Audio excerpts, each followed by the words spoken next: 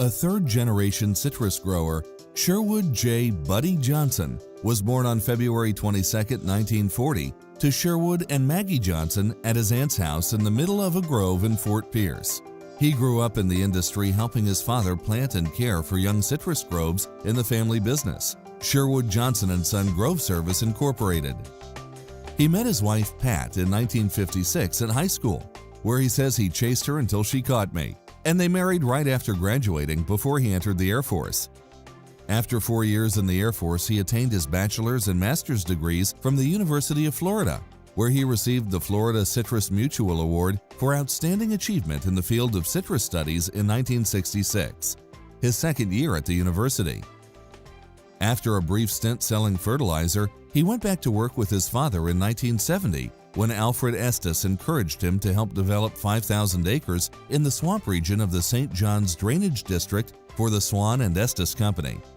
The grove management business continued to flourish, and at one time he managed approximately 8,000 acres of groves on an annual basis, with his wife Pat at his side as the bookkeeper from the very beginning. His expertise from those projects made him the go-to guy for questions regarding land development, irrigation, and perhaps his favorite aspect of the industry, rootstocks. His leadership efforts over the years in the conscientious development of thousands of acres of swamplands in the St. Lucie Soil and Water Conservation District earned him the Outstanding Conservationist of the Year Award in 2001. It's the experience and the knowledge and common sense is something that most people don't talk about anymore. You learn from what you're experiencing out there. And research is a wonderful thing, but you better also be observant to what makes a lot of common sense in this business. And that's what Buddy's got a lot of. In 1970, he moved into the packing and gift fruit business with the purchase of a roadside fruit stand, Hilliard Groves Incorporated. He grew the business from a small roadside retail stand to a 30,000 square foot facility that processed and packed fruit for both the fancy gift fruit market and the fresh commercial market, which ran 1 million cartons a year at its peak. He was one of the first packers to convert the grading line from manual to computer. If he says he's going to do something, he does it.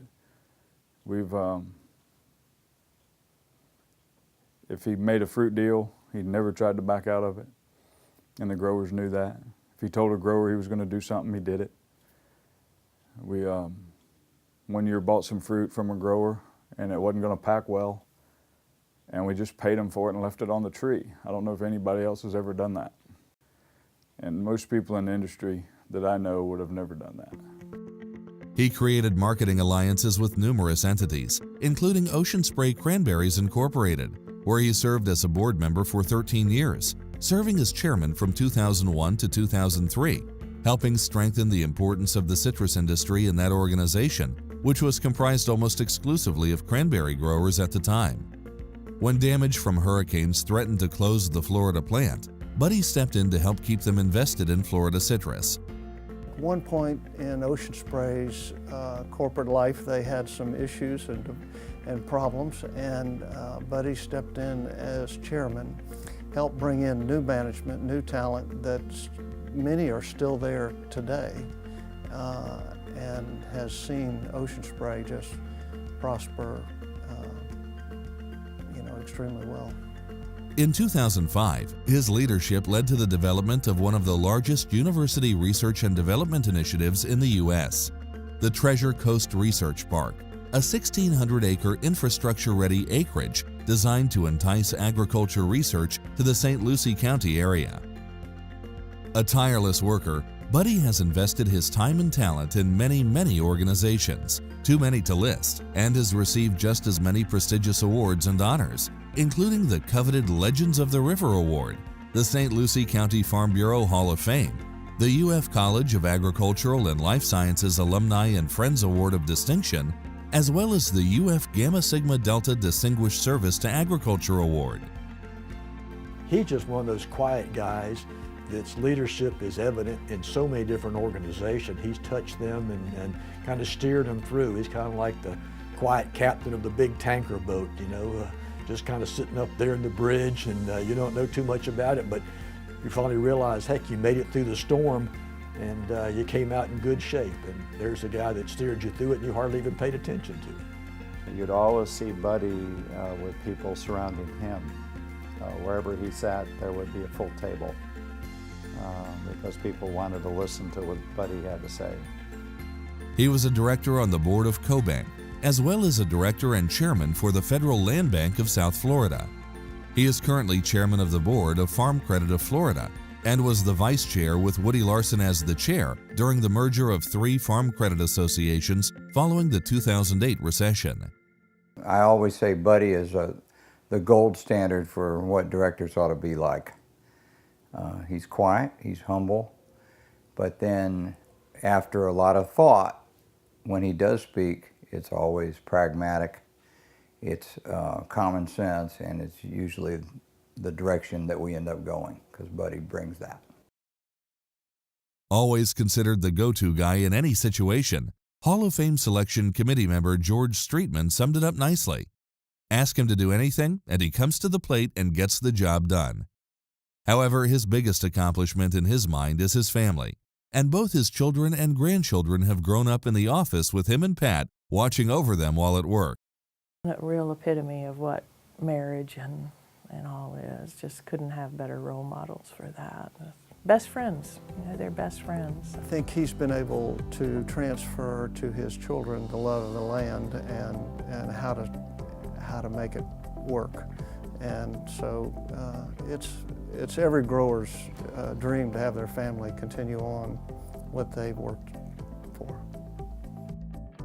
He has been a role model for them of what a true work ethic is, while showcasing his honesty, compassion, integrity, and love for both his family, community, and the industry at large. His contributions to the industry are all-encompassing. He has researched, propagated, planted, watered, protected, picked, washed, sold, packed, juiced, shipped, and always loved it, while willing to share his vast knowledge with whomever asked. When you really need that guy that's going to pull all the factions together and put some reasoning in the room and sound advice, it was always Buddy in my life. And I've worked with Buddy now almost 40 years. He's one of my heroes. I really, really like Buddy Johnson. If I was to describe Buddy Johnson in 2 words, those 2 words would be humility and leadership. Buddy's one of the most humble people I've ever met. He doesn't want any recognition for what he does. His leadership capabilities, when things are tough, that's when true leaders emerge, and Buddy is one of those people.